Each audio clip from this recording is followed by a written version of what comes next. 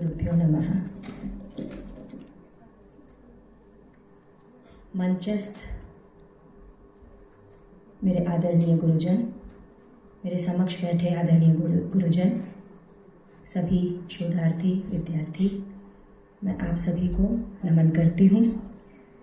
और मैं भरतनाट्यम की शिक्षिका हूँ। भरतनाट्यम मेरा जन्म से है, मेरे खून में बसा है। और आज मैं प्रयत्न कर रही हूँ ओडिसी के विषय में अपने कुछ विचार प्रस्तुत करने का।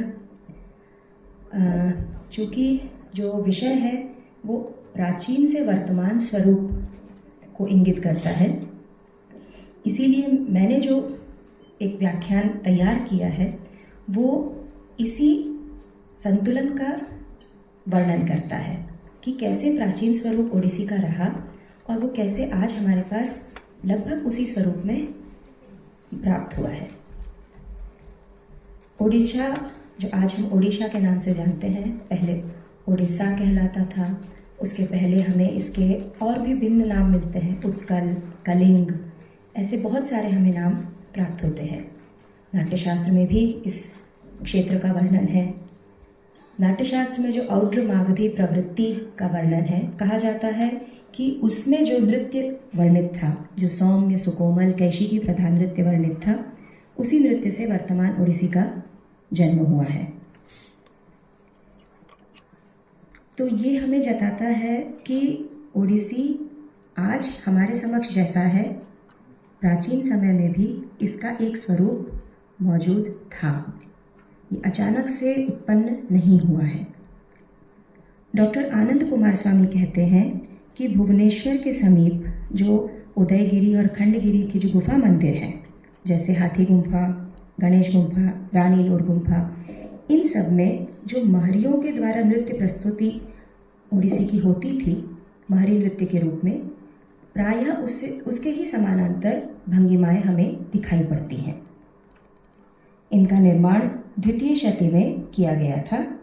चेदिराज महामेघवाहन कलिंगाधिपति एराश्री खारवेल ने। यहाँ पे सिर्फ मूर्तियाँ ही नहीं, प्रतिमाएं ही नहीं, एक ऐसे कार्यक्रम का भी एक अंकन प्राप्त होता है जो कि एक ऑडिटोरियम में एक फुल ऑर्केस्ट्रा के साथ एक नर्तकी के प्रस्तुतिकरण को प्रदर्शित करता है। और ये हमें दर्शाता है कि उस समय में भी कितना महत्वपूर्ण था एक नर्तकी का कार्यक्रम।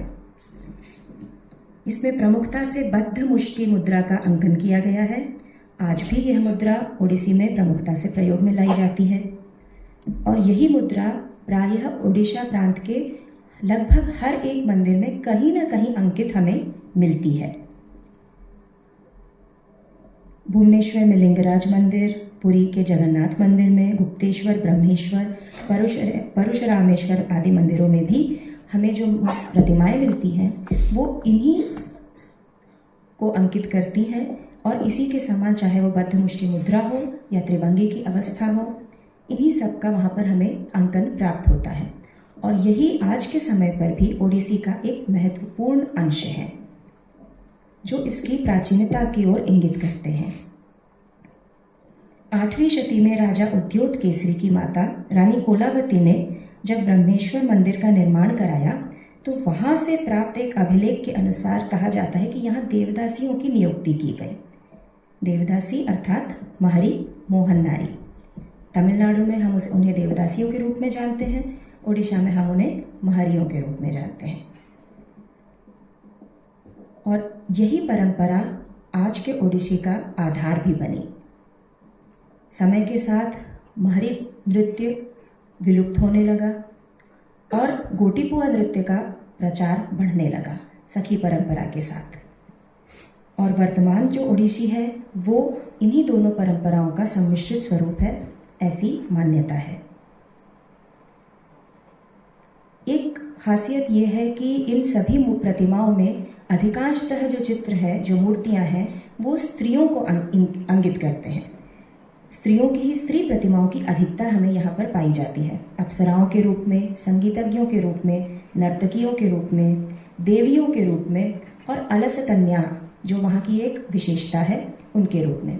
ये अलस्य कन्या 16 अलग अलग प्रकारों में पाई जाती है, जो अलग अलग एक स्त्री के जीवन के अलग अलग अंशों को प्रस्तुत करती हैं। और यही आज के समय में अगर हम देखें तो जैसे दर्पण पकड़े हुए एक जो अलस्य कन्या है, वो पोस्चर ओडिसी नृत्य में आज भी हमें देखने को मिलता है। सबसे विशेष प्रकार से जो आकृति शरीर की यहाँ दर्शाई जाती है वो है त्रिभंगी, जिसमें शरीर को सिर, धड़ और पैर इन 3 भागों में विभाजित करते हुए मोड़ते हुए एक शारीरिक भंगिमा को प्रस्तुत किया जाता है।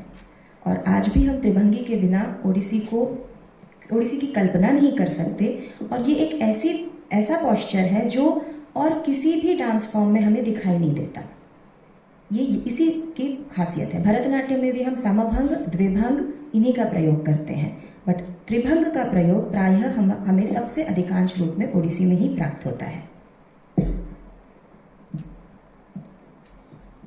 प्रातः काल से लेकर के प्रभु के विश्राम तक महरियों का नृत्य ओडिसी का एक बेस था।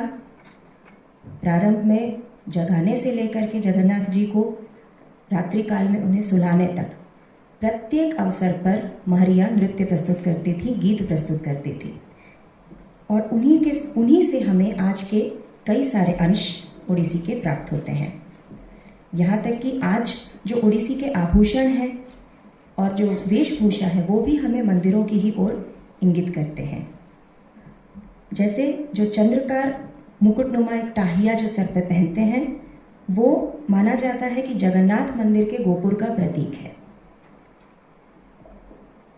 भले ही ओडिसी को बहुत समय के बाद एक शास्त्रीय नृत्य का दर्जा मिला, लेकिन इसकी प्राचीनता ये अपने आप बिना कुछ कहे अपने प्रदर्शन से ही दर्शा देता है। कोई ये नहीं कह सकता कि ये एक नवीन रचना है और आज ही जन्म लिया है। ये प्राचीन है और हमेशा रहेगा। धन्यवाद।